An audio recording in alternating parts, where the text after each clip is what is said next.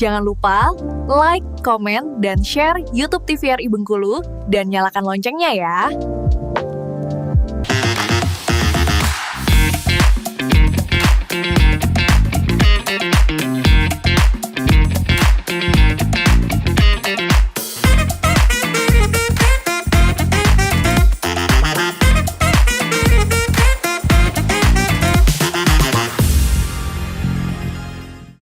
Balik lagi di Video Obrolan Pas di sini, pemirsa masih bersama dengan orang yang sama dan juga tema yang sama di sini.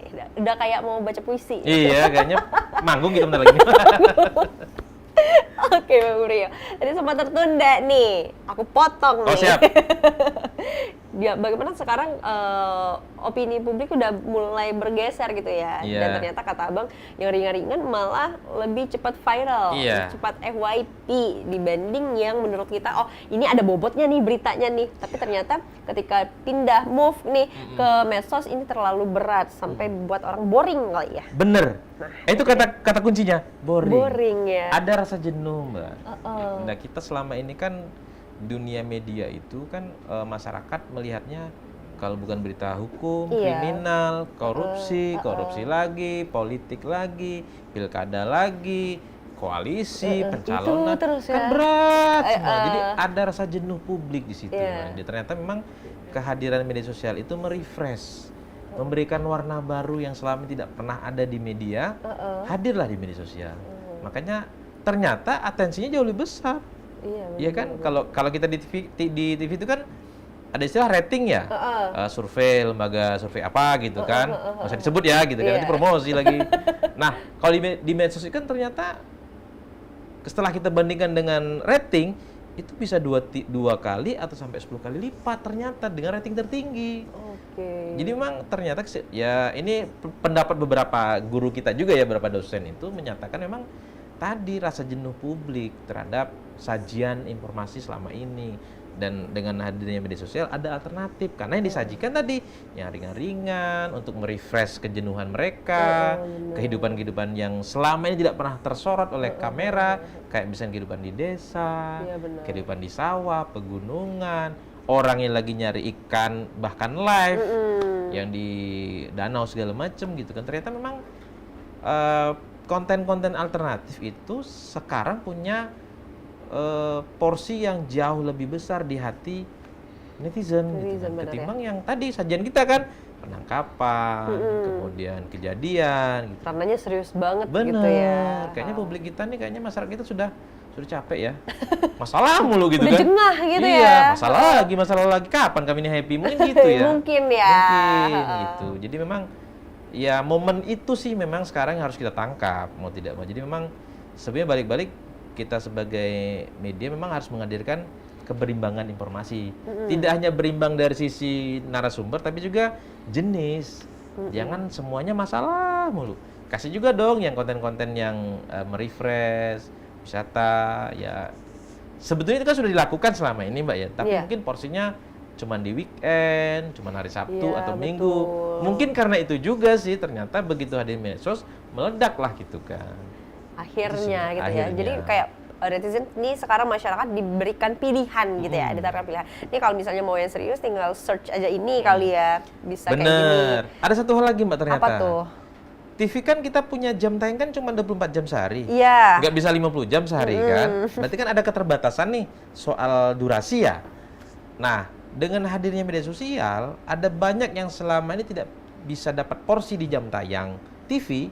Bisa itu tayang bisa ya? tayang di media sosial. Itu juga. Jadi gitu. memberikan kesempatan kepada hal-hal yang selama ini memang sulit untuk masuk gitu. Itu juga sih kesempatan kan. Iya. Artinya mereka ini ada plus dan juga minusnya. Minusnya sekarang itu kita lelah juga sih, Mbak, sekarang jenuh ya. Nongkrong nih, Mbak Dari ini duduk nih, reuni. Iya, setuju. Pasti semuanya megang gadget. Pasti. Nggak lagi ngobrol kita. Jadi tujuan reuni ngapain? Nah, itu juga. Jadi Mending di grup chat aja gitu iya, ya. sudah kita reunian yuk, kita live chat aja gitu kan. Itu juga. Jadi sekarang itu menjadi kejenuhan kedua ya. Jadi banjir informasi. Sekarang informasi terlalu banyak yang hadir di media sosial. Kadang-kadang kita juga sampai capek memfilternya, memilihnya gitu Iya, kan. sampai susah juga sih untuk percaya sekarang. Bener. Akhirnya kayak gitu.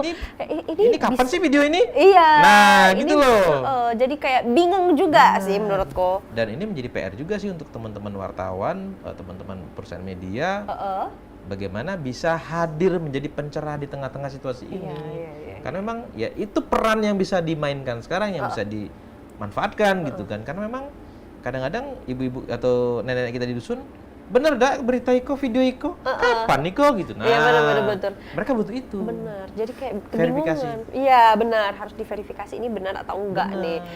Satu lagi nih yang buat bingung sekarang, mungkin ada bersaing kalau misalnya sebelumnya bersaing dengan content creator, dengan personnya ini, dengan orangnya, sekarang bersaingnya dengan AI. Oh iya bener, belum kita bahas ya. Iya, bersaing kan sekarang dengan AI ini kayak Pusing sekarang kita ini hari-hari bener, ini. iya kan? Ini Ini video bener apa nggak? sih? Iya. Tiba-tiba, oh bener ya, ada kucing naik di atas buaya ya, padahal AI. Ini kayak smooth sekali editannya. Ya itu menjadi ya mungkin dibilang masalah, mungkin masalah ya. Ketika itu misalnya menjadi misinformasi atau menjadi disinformasi gitu kan. Tapi juga satu sisi itu mungkin membuka peluang baru sih Mbak untuk konten kreator yang punya keterbatasan. Contoh nih, kayak saya misalnya ya pengen memulai menjadi konten kreator dengan budget yang minim gitu kan, keterbatasan peralatan segala macam. Nah balik-balik memang ke user sih Mbak. Usernya mau menggunakan ini kemana gitu kan, mau memproduksi hoax, informasi-informasi yang membingungkan dan menyesatkan, atau memang dia pengen memanfaatkan itu untuk karya yang lebih Bagus lagi. bermanfaat gitu kan. Lagi, Nah, jadi persoalan memang adalah siapa sih sekarang yang berwenang untuk meng-cut. Oh, ini tidak boleh nih diedarkan. Kayaknya sekarang kita lemah dong di sisi pengawasan itu ya. Sekarang kayaknya semuanya ada aja di medsos tuh sebebas itu sekarang. Iya, gitu. Ya, kita bukan membuat pemerintah bukan, tapi mungkin kayak ini harus jadi alarm nih. Saatnya loh pemerintah tuh turun masuk ke ranah itu, karena memang ya tadi kata Mbak Tari kan kadang udah bingung kita ini video apa sih, bener nggak sih, masa ikan makan di meja makan kan gitu kadang-kadang kan gitu. Kalau kita mungkin masih bisa ya untuk mencari tahu yang benarnya seperti apa, tapi yang ditakutkan adalah dengan para orang tua yang minim pengalaman, yang baru main media sosial, baru punya gadget. Kalau kita mungkin untuk seru-seruan, ini jadi masalah baru, jadi PR lagi nantinya. PR lagi. Semuanya harus ikut andil lagi nanti. Jadi ya mending lebih diatasi sesegera mungkin seharusnya ya. Kayaknya sisi yang itu perlu narasumber yang khusus.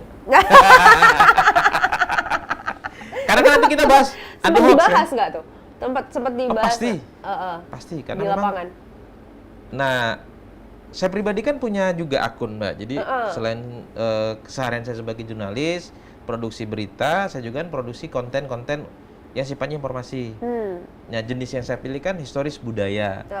Jadi karena kita di Bengkulu, saya lebih banyak mengulik-ngulik soal historis sejarah budaya Bengkulu yang memang selama ini kita porsinya kayaknya jarang yang angkat gitu kan. Jadi kan hari ke hari kita nih kalau melihat konten, kalau bukan makanan, fashion, kecantikan, atau mungkin ya yang begitu-gitulah isi medsos itu kan, yang sisi historis, budaya, akar kehidupan kita sebagai masyarakat Melayu itu jarang diangkat. Nah, saya waktu itu dari mulai 2023 memanfaatkan AI untuk produksi itu. Contoh nih, kita bahas soal sejarah lahirnya Bengkulu. Kan ada dua versi, ada versi cerita rakyat, ada versi cerita yang dimuat di laman pemerintah gitu kan. Tapi visual videonya kan tidak ada. Hanya foto itu pun foto peninggalan Inggris atau Belanda gitu kan. Untuk visual tradisional kerajaan itu kan sama sekali tidak ada. Nah, harusnya mungkin kehadiran AI itu masuk untuk memenuhi ruang-ruang seperti itu. Ya walaupun itu sebatas ilustrasi ya Mbak. Paling tidak itu bisa mewakili. Karena di zaman sekarang anak-anak Gen Alpha itu kalau tidak ada visual kan mereka males. Benar nggak? Kan mereka juga nggak mau lagi sana dengar kita cerita dongeng, mereka nggak dengar lagi. Taunya mereka nonton buka NTV. Iya betul. Buka YouTube dong gitu kan. Itu PR. Jadi memang sebetulnya ini tantangan, peluang baru untuk kawan-kawan yang mungkin mau memulai menjadi wartawan dan dikombinasikan dengan konten kreator, ya banyak tools yang bisa dipakai sekarang. Oke deh. Nah, begitulah ya kira-kiranya ya. Iya, ribet ya. Jadi iya ribet ya? Dan nggak bisa asal nih turun ke sini. Nah, untuk itu boleh nih Bang, tolong sampaikan dulu kata-katanya hari ini untuk para pemirsa opini, bagaimana nih kalau misalnya mereka mau menjadi content creator, pokoknya mau menyampaikan sebuah informasi kepada masyarakat, pada netizen itu agar informasinya yang bersifat informatif, bermanfaat dan juga terhindar dari hoax atau aman buat pembuatnya ya. Iya, boleh disampaikan Bang. Siap. Ini base pengalaman aja sebenarnya. Yes, boleh. Jadi yang pertama konsepnya adalah aman dan bermanfaat. Ya, kan? aman dan juga bermanfaat. Tuh. Jadi sebelum ke orang lain itu kita dulu harus aman kan Mbak ya. Yang pertama memang kita harus memastikan apa yang kita bagikan itu, kalaupun misalnya kita mau membagikan informasi, ya sampaikan apa adanya. Kejadian seperti apa yang terjadi. Jangan ditambah-tambahkan, jangan kemudian dibumbui dengan kalimat-kalimat dari pribadi kita. Kan kadang-kadang ibu-ibu Epipro kan ada tuh Mbak, kejadiannya ada bener Dil, tapi ada kalimat dia yang mendubbing itu. Nah itu kadang-kadang menjadi masalah yang tidak kita perkirakan. Betul. Karena ketika kita berikan itu kadang-kadang opini pribadi masuk gitu. Nah, itu satu. Kalau yang selanjutnya biar aman, jangan pernah sih nyebarkan hal yang tidak pasti. Atau misalnya memposting sesuatu yang kita sudah tahu itu tidak aman.